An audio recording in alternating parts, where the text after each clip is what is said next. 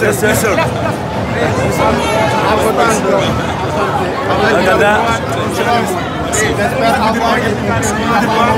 Inch'Allah. Après le match.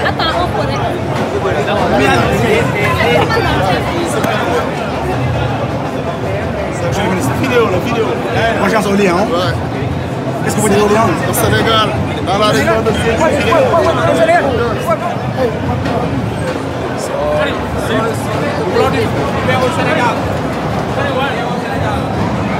What do you say about Karim, viens au Sénégal. Can you say something here, Karim? Can you say something? Karim, can you say something here, please, about the match, please? Can you say something about the match, please?